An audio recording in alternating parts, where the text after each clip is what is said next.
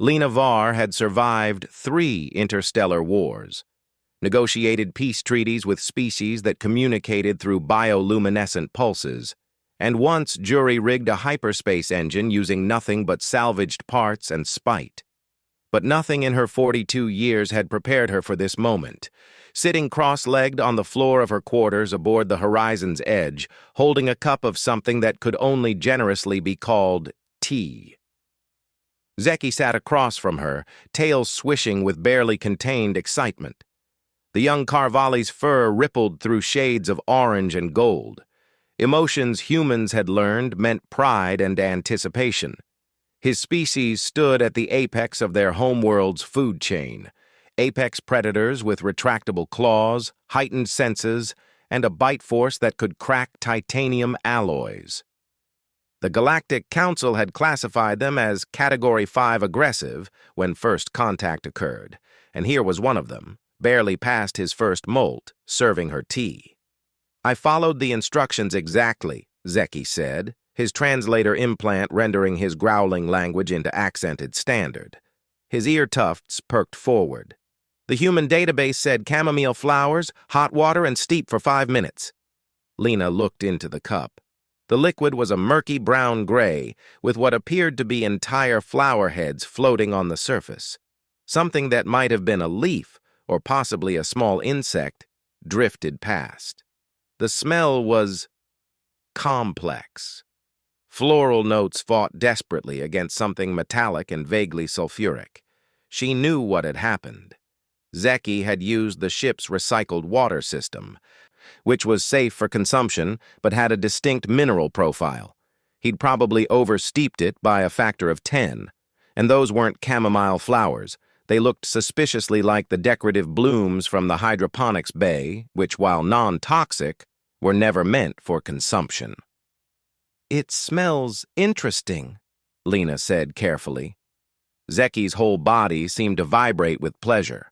His claws, each one capable of tearing through ship hull plating, kneaded nervously at the floor mat. "Ambassador Chen said that tea was important to human culture, that it represents hospitality and friendship. I wanted to—" He paused, searching for words. "You have been kind to me, teaching me, not fearing me. I wanted to honor your customs." There it was. The reason Lena Var would drink this biological hazard without hesitation. 6 months ago, when Zeki first boarded the Horizon's Edge as part of the Carvalli Youth Integration Program, the crew had given him a wide berth. They'd seen the classified reports from the war. They knew what Carvalli warriors could do when their hunting instincts engaged. The species had nearly wiped out 2 neighboring civilizations before humanity brokered peace. But Lena had been assigned as his mentor, and she'd made a choice. She treated Zeki not as a weapon in juvenile form, but as what he actually was, a child trying to understand a universe far more complex than simple predator and prey. She raised the cup to her lips. Zeki leaned forward, his vertical pupils dilating. The first sip was apocalyptic, bitter beyond reason, with an astringent quality that made her tongue feel like sandpaper. The mineral content was so high she could practically taste the periodic table. Something gritty settled on her teeth. Lena said, swallowing with effort. "That's quite strong. Robust flavor." Zeki's fur flashed brilliant gold. "You like it? It's unique, very memorable."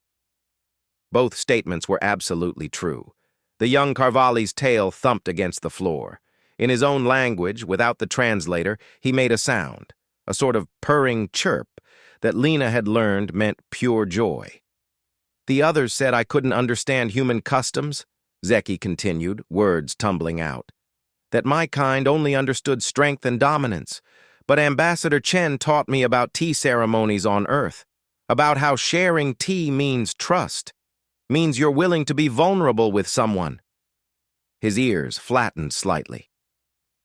"I wanted you to know that I trust you, Lena Var, even though you are small, even though you have no claws or fangs. You are the strongest person on this ship." Lena's throat tightened, and not from the tea. She took another sip, maintaining eye contact with Zeki. His species considered sustained eye contact a sign of respect between equals, and she'd made sure he knew she saw him exactly that way. "Thank you, Zeki," she said quietly. "This means a great deal to me." Around them, the ship hummed with activity. Out in the galaxy, old tensions still simmered. There were species who would never trust the Carvalli, who saw them only as monsters. And there were Carvalli who still viewed most other species as either threats or prey. But in this small room, a human woman drank terrible tea made by a predator cub who was trying his best to build bridges between worlds. Lena drained the cup, fighting her gag reflex with every swallow. When she finished, Zeki was practically glowing with happiness. "I will make it better next time," he promised. "I will study more. Practice. The database has 17,000 varieties of tea. I want to learn them all." "I look forward to it," Lena said, and meant it, even as her stomach began composing complaints. Later, in the medical bay, as Dr. Rashid pumped her full of anti-nausea medication and lectured her about consuming unidentified substances, Lena didn't regret a thing. "You could have just told him it was bad," Rashid said, shaking his head. "No," Lena replied. "I really couldn't have. Because that's what humanity brought to the galaxy. Not the biggest guns, or the fastest ships, or even the cleverest strategies.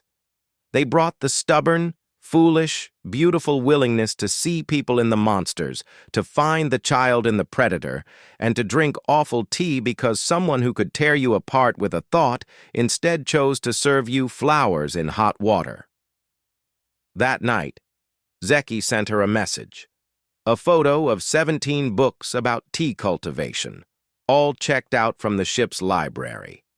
Lena smiled, opened her response window, and began teaching him about the subtleties of brewing temperature. Humanity didn't conquer the stars through strength alone. Sometimes they did it one terrible cup of tea at a time.